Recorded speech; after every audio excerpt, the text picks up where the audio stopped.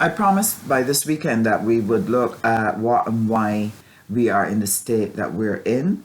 And what I want you to do is always check figures, always check facts, so that people do not mislead you. You at least deserve to have the truth about the state of your country and why what is happening to you is happening. What is the state of Barbados? Barbados is the only country not to grow in the Western Hemisphere, and certainly in the Caribbean, we're the only one not to grow since 2011. All the other economies have grown. Whether they were restructured or not restructured, they all grew except Barbados. And we are a country that has one of the highest inflation rates, fuel cost rates, etc., the highest tax levels in the region. And we are the only country in the Eastern Caribbean to have earned for itself a credit rating at junk. This is not a condition that you can call stable. This is a stagnant and dangerous condition. This is like being comatose. And don't let anyone come and try to persuade you that all is well or all is about to be well. Lots of things need correcting if this economy is to turn around. In the first couple of videos, we shared with you that the taxes that were placed on the middle class, the direct and indirect methods that were used, and we were able to share with you that this totaled a whopping $15,400.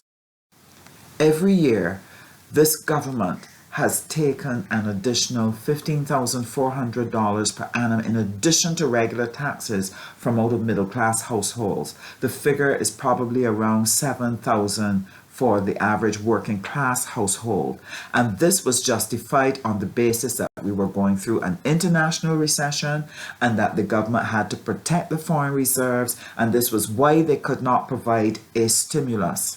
In the last episode, I shared with you how that lie was exposed by what would have taken place this year.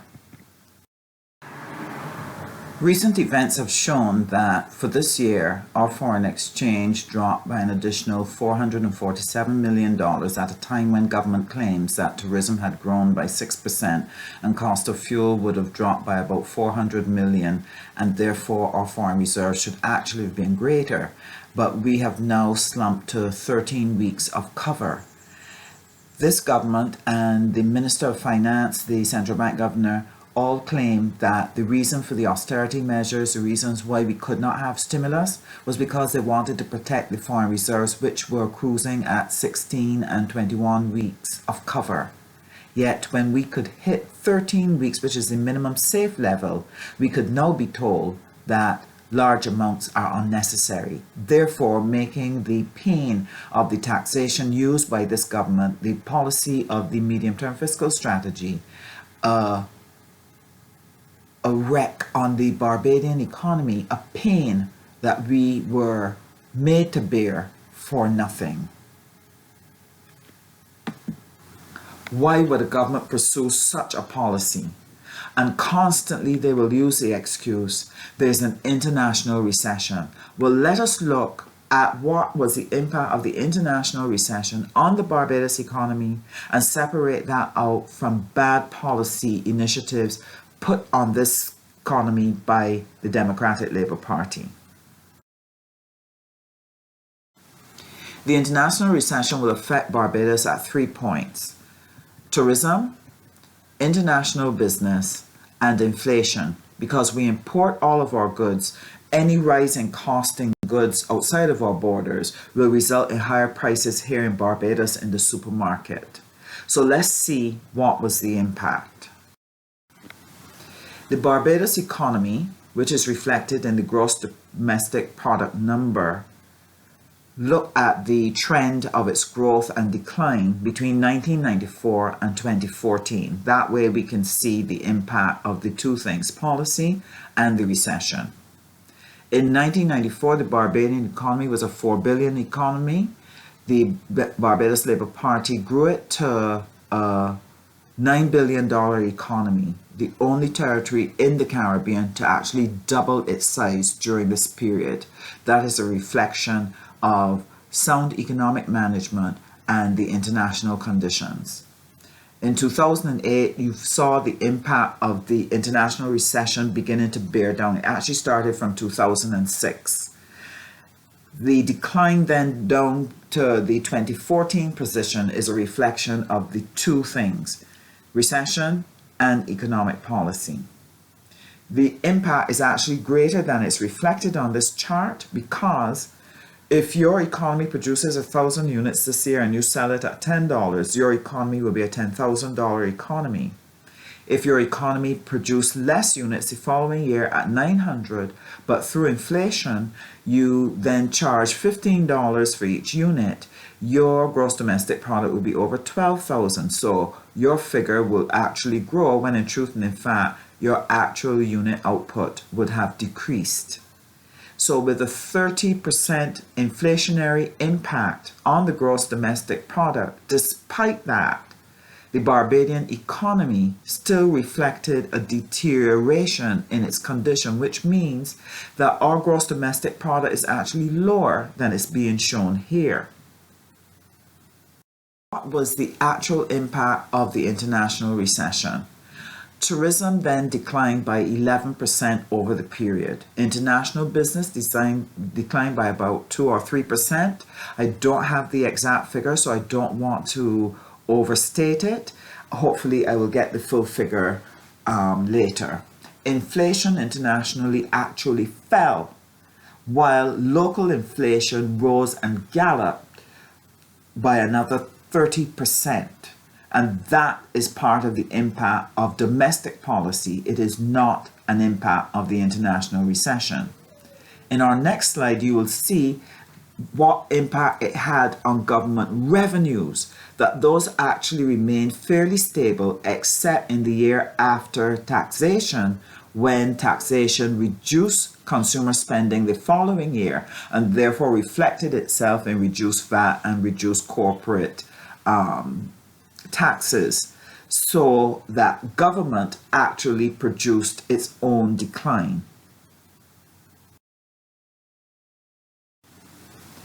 This is the real culprit of our crisis. I've tracked it from 1990 through to 2014 so you can see government revenue, which is the blue line, and government spending, which is the red line. And you will be able to see how government policy impacts the economy separate and distinct from the impact of the international recession. Under Sandiford, DLP 1990 to 1994, you see that at only one point did spending just barely tip over their revenue, and it was only $23 million. And you can see what was the resulting problem that we had. Foreign exchange also slumped significantly. We went down to 2 or 3 weeks of foreign reserve cover. We were in a bad state. And look at all the measures that had to be put in place to correct that problem. And that problem was nowhere near the size of this one. 1994, Barbados Labour Party under Owen Arthur took the economy up to a $9 billion economy. But look at government revenue. Government revenue is the blue line. Notice not only did it treble or triple, notice the economic discipline of spending, making sure that your current spending did not exceed your current revenue.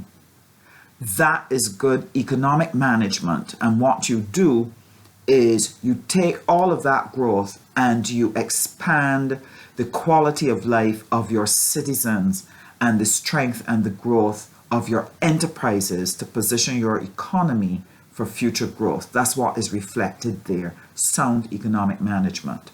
Look at what happened after 2007. By 2008, watch the blue line. The blue line is the income. Look at the variation in income, that the New Democratic Labour Party had similar levels and in many cases more revenue than the Barbados Labour Party had during its rise 1994 to 2007. the economy was able to still provide the Democratic Labour Party with a high level of revenue despite the international recession. The international recession caused a gap in government revenue of between $150 to $250 million a year. And if you'd had good economic management, you could fill that gap by adjusting your spending and by putting a stimulus in the economy to protect your revenues. The dips that you see on that revenue line would have come after each taxation initiative. And notice how it would have created dips, but never bringing government's actual revenue down to a perilous level. What endangered the Barbadian economy was the spending, which is the red line. It was out of control. It was reckless. And in seeking to fill the gap between their revenue and their spending, they put ruinous policies on the Barbadian economy that resulted in the pressure on the middle class and devastated the working class. This is where the excessive taxation then became necessary to fill the gap, and where the reckless and callous borrowing that caused us to go to a credit level of junk occurred to take care of this recklessness of this government. That is why it was never about the foreign reserves. $6 billion was borrowed by this government during that 7-year period, in addition to the additional taxation that they took from Barbadian pockets, which is in addition to the ordinary taxes that we were accustomed paying since the 1990s.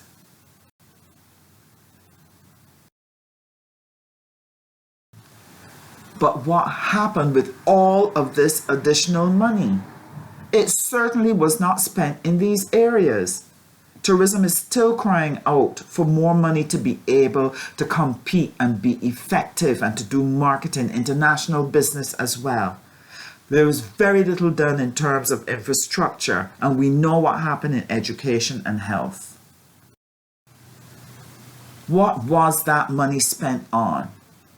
A polyclinic, the hole up at Vaucluse, 2 government buildings at Warrens, the repair of the road from St. Philip all the way down to Boarded Hall. And then you start scrambling for, where did the money go? That money was put into daily expenses. But what were those daily expenses? Why could those not be met by the ordinary revenue of the government? It was because government increased its spending significantly to the detriment of Barbadian families and Barbadian businesses, and this is unforgivable. When the Barbados Labour Party was in power, we borrowed $4.5 billion. These were the things your money was spent on. And these are the things that led to the economic development where you double the size of the economy and you triple the size of government revenues, which allowed us then to do a lot of social things for Barbadians and therefore be able to position the economy so our people could have a better life. The LP proposing, after having borrowed $6 billion, that we cannot see with the naked eye what value it has brought to the Barbadian economy and to Barbadian homes, they are proposing new expenditure and more debt. These are the projects that they have on stream. Some are necessary but too expensive. They cannot justify the high cost that they are saying it will cost to buy these things, whether you're talking about the marina or the ports. We already lost the money in Four Seasons, can't do nothing about that. But certainly the costs that they are projecting are at least 100 to 150 million or more greater than they need to be. The sugar factory, Cahill, scandals.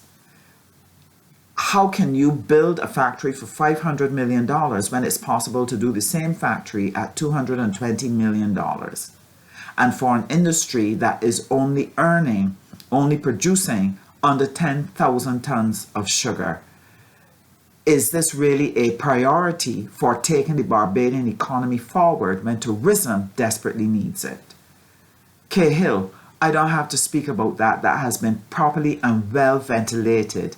That a waste-to-energy plant that will only produce 25% of our electricity, but will cost us an additional $150 million every year, which must come either from you when you pay your light bill, or if we don't consume the electricity that they have produced, we'll have to pay as taxpayers, because this government, in that memorandum of understanding, agrees to pay them and ensure that they get $150 million every year. That is a scandal. And don't let anybody come and tell you, oh, it now has to pass this approval and that approval and that approval. It was stated that they were going to start construction in September. So obviously they thought they had approval. In addition, it is not whether it meets planning permission or environmental standards or what have you. As a project, it is not the best project for Barbados. It does not fit our profile. It is not necessary. And the cost is enormous for what it is going to produce for the country. If those projects go ahead, then this government has to look for an additional $600 million per annum at a time when they don't have enough money to meet their current expenditure. So where are they going to get it from? That is the danger that is up ahead, and that is why this government needs to stop what it is doing. Otherwise, they will ruin us. This is kind of like a parasite, like a tick on a dog. When you separate out the international recession and the Democratic Labour Party mismanagement, it is like a patient who has diabetes and gets HIV/AIDS. That will wipe them out.